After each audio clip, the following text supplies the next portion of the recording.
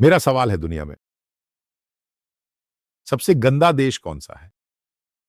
किसी से भी पूछो, चाहे भारतीयों से पूछो या दुनिया में किसी से भी। कुछ लोग भारत घूम चुके हैं, कुछ नहीं। इन सब के बीच जो एक देश का नाम सबसे ज्यादा लिया जाता है, वह है भारत, दुनिया का सबसे गंदा देश। दूसरा सवाल है, इस गंदगी और गंदे माहौल की वजह से सबसे ज्यादा बीमारियां फैलती हैं और लोग मरते हैं। ऐसा कौन सा देश है जिसमें ऐसी आबादी है? वही है भारत। इसी का हिस्सा बनकर भारत के प्रधानमंत्री नरेंद्र मोदी पहली बार एक बड़ा प्रोजेक्ट लेकर आए, स्वच्छ भारत यानी क्लीन इंडिया का अभियान शुरू करना, शौचालय बनवाना। क्योंकि मैंने नॉर्थ इंडिया और बाकी भारत में भी अक्सर यात्रा की है, मेरे काम से जुड़ी जरूरतों के लिए। सड़कें पूरी तरह गांवों से होकर जाती हैं, फिर भी हर जगह इन्हीं सड़कों पर शौचालय बने हैं, ऐसा कहा जाता है। हम सड़क के किनारे चल भी नहीं सकते। ये सच है कि इसमें बदलाव भी आया है, लेकिन आप देखिए, चाहे हर जगह ओड में हाईवे हो या नेशनल हाईवे हो, अगर वह 6 लेन हाईवे है या आने वाला एस पर्च हाईवे हो, यहां पर भी गायों के कारण कई दुर्घटनाएं होती हैं और कई लोग मर जाते हैं। यहां ये कोई समस्या ही नहीं है कि लोग मर रहे हैं, बीमारियां आकर लोग मर रहे हैं, कोविड आकर इतने लोग मारे जा रहे हैं। ये सब भारत में कोई समस्या नहीं है, क्योंकि भारत में जनसंख्या ज्यादा है। लेकिन भारतीय प्रधानमंत्री ने दुनिया से एक बात कही थी, भारत के बच्चे और लोग आजकल कंप्यूटर के माउस से ही गेम खेलते हैं। पहले की तरह सांप को पकड़कर खेलना अब नहीं है, यानी भारत बदल चुका है। वह एक संदेश जो भारतीय प्रधानमंत्री ने 12 देशों का दौरा करते समय और भारतीय प्रतिनिधिमंडल ने लगातार दोहराया, उसी के कारण भारत की छवि ऊंची हुई है। यह छवि निश्चित रूप से ऊंची हुई है। इसी वजह से भारतीय एथिक्स, भारतीय पद्धतियां आदि को मिलाकर विश्व गुरु जैसी घटनाओं के लिए भारत में मौजूद मीडिया और कुछ वैश्विक मीडिया ने भी भारतीय प्रधानमंत्री को बुलाने का कारण पाया। वरना जैसा आप सोचते हैं, केवल भारत के बड़े आकार को देखकर ऐसा नहीं हुआ, भारत की जबरदस्त अर्थव्यवस्था देखकर ऐसा नहीं हुआ। असली वजह है भारत की विशाल जनसंख्या। भारत में भारतीय लोग हैं, आमतौर पर वे अच्छे लोग हैं, बहुत सहनशील स्वभाव के होते हैं। लेकिन हाल ही के दिनों में एक घटना है, यानी एक भारतीय, आप ध्यान से देखेंगे तो समझ पाएंगे। एक ईसाई पादरी, वह आज या कल धर्म परिवर्तन नहीं हुआ है। वह लगभग 10 या 25 सालों से एक छोटी सी चर्च चला रहा है, जो उसके घर से जुड़ी हुई है। वहां 10 या 20 लोग होते हैं और कभी-कभी 10 या 45 लोग भजन गाने के लिए आते हैं।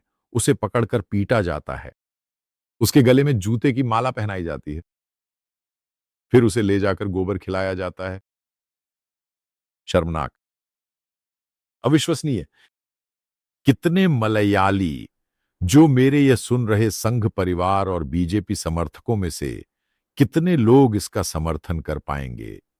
यह वैश्विक स्तर पर आपकी उंगली पर गिनने जितने ही होंगे। यही है जो भारत को बदनाम कर रहा है। सोच कर देखिए, 12 महीने पहले उत्तर प्रदेश में लखनऊ के पास एक दलित एक मंदिर में गया। वह मंदिर में जाने का कारण भी यही था, और बहुत ही चर्चित केस के बाद एक दलित दलित दलित ही है, यह बार बार दोहराया गया। फिर उसके साथ ऐसा व्यवहार किया गया जैसे उसे वहां से बाहर निकालना है, और उसकी मूत्राशय ब्लैडर भर गई थी। अनजाने में उसने पेशाब कर दिया। उसके बाद जो घटना हुई, क्या आपको पता है? उस मंदिर से जुड़े ऊंची जाति के व्यक्ति ने उस बेचारे को पकड़कर उसी के शरीर से उसी के मूत्र को छटवाया। यही है वह डिजिटल युग जिसके बारे में हम बात करते हैं। हमें इसे बताना चाहिए। ये बात भी दुनिया को पता चल गई। यानी आप समझिए, जिस पादरी के बारे में बात हो रही है, वह ओडिशा में रहने वाला व्यक्ति है, और लखनऊ में जो दलित लोअर कास्ट के कारण हुआ, वह भी इसी तरह का मामला है। क्या आप समझ रहे हैं? अगर ये सभी अपर कास्ट होते, तो क्या वे ऐसा करते? कभी नहीं करते, डर के मारे। उस समय अपर कास्ट में भी बहुत सारे लोग थे, बहुत सारे ईसाई थे, बहुत से हाइलाइटेड परिवारों के ब्राह्मणों ने भी धर्म परिवर्तन किया है, बहुत से लोगों ने कन्वर्ट किया है। क्या वहां जाकर कुछ भी किया जा सकता है? वहां जाकर खेल सकते हैं, नाच सकते हैं। क्या ऐसा हो सकता है? मतलब भारत में लोअर कास्ट के पास कुछ भी हो सकता है। यही है इतनी ज्यादा जातिवाद, यही भारत का सबसे बड़ा अभिशाप है। इसी वजह से मैं कहता हूं 50 साल बीत जाएं, 60 साल बीत जाएं, तब भी यह जातिवाद भारत में नहीं बदलेगा और ऐसा देश कभी विकसित नहीं हो सकता, नहीं करेगा। या फिर अगर ये लोग इसी तरह धर्म परिवर्तन करके ईसाई बन जाएं, तो शायद भारत कुछ कर पाएगा। वरना जब तक जातिवाद है, तब तक भारत जैसा देश कभी विकसित नहीं हो सकता। मैं साफ-साफ कह सकता हूं, इसी वजह से यह बात पूरी दुनिया जानती है। यानी भारतवासी डिजिटल इंडिया का हिस्सा बनते हैं, लेकिन उनमें से केवल 11 में से एक ही ऐसा करता है। मतलब किसी एक के लिए भी इसके कई रास्ते हैं, सैकड़ों विकल्प हैं। लेकिन समस्या वो नहीं है, बल्कि समस्या है शराब पीना, जुआ खेलना और इसी तरह की चीजें करना। हाथ में मोबाइल लेकर शूट करना और उसे सोशल मीडिया पर डालना। यही है भारत, जिसे हम इस महान साम्राज्य का महान पाप कहते हैं।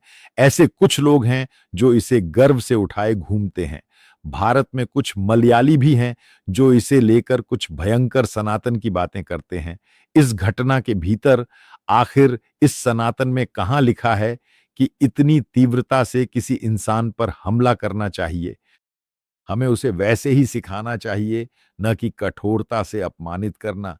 इस तरह की बातें कहकर आप क्या संदेश दे रहे हैं, इस पर सोचिए। अच्छे तरीके से काम करने के लिए यह सत्तारूढ़ पार्टी और उसके नेता तैयार नहीं हैं।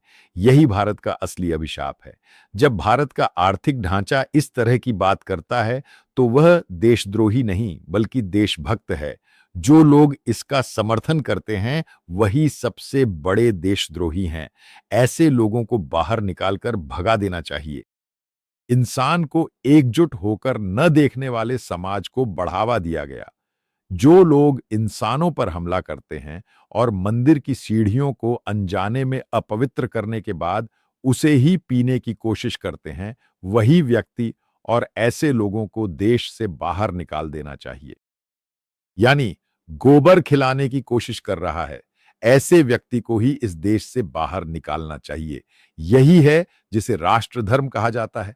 महात्मा गांधी को गोली मारने वाला गोडसे यहाँ का आदर्श पुरुष बन गया है। यही है यहाँ की नई डिजिटल इंडिया, जैसा कि कहा जाता है, और इसी को दुनिया के सामने पेश करने की तैयारी हो रही है। नहीं तो लोग पूछते हैं कि भारत को लेकर कहा जाता है कि यह सबसे खराब देशों में से एक है, यानी यह एक गंदा देश है। ऐसे देश में जाकर कुछ कहना समझदारी की बात है।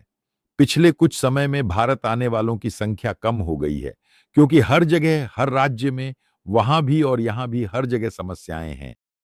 ये सब कुछ ग्लोबली डिजिटल रूप में आगे बढ़ रहा है। ऐसे ही एक मौके पर जब भारत की किस्मत या भारत का भाग्य जैसी बातें कही जाती हैं, तो दुनिया में कोई भी उस पर विश्वास नहीं करता।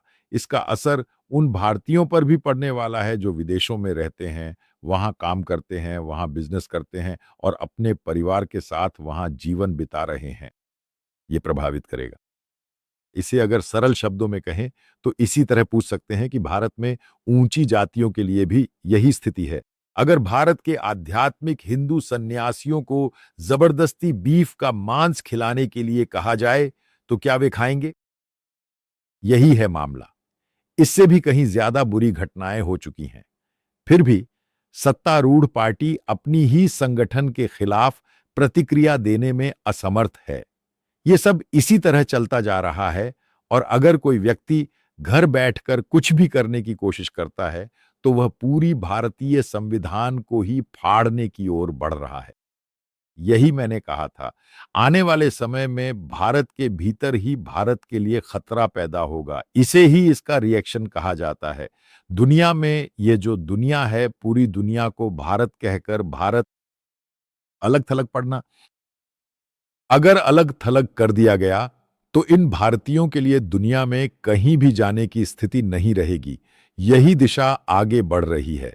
अगर इसे नहीं रोका गया, तो मैं स्पष्ट रूप से कह सकता हूं, अगर हम इस प्रवृत्ति को नहीं रोकते हैं, तो हम अपने अंत की ओर बढ़ रहे हैं। यानी भारत जो एक महान साम्राज्य था, वह एक देश, एक महान साम्राज्य से बदल जाएगा।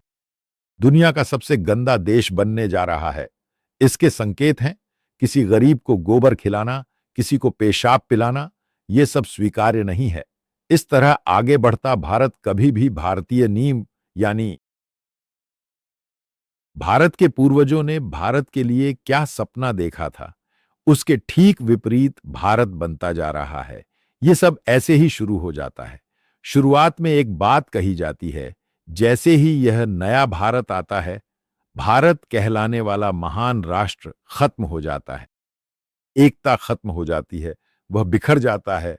यानी पहले कई राजा आपस में लड़ते रहते थे, तब भी एक भारत था। उससे भी बुरी हालत में पुराने ढंग की ओर लौटता हुआ भारत, नष्ट होता हुआ भारत। भारत के नष्ट होने के मुख्य कारण वे अलग-अलग मुद्दे हैं जो भारत में पैदा हो रहे हैं।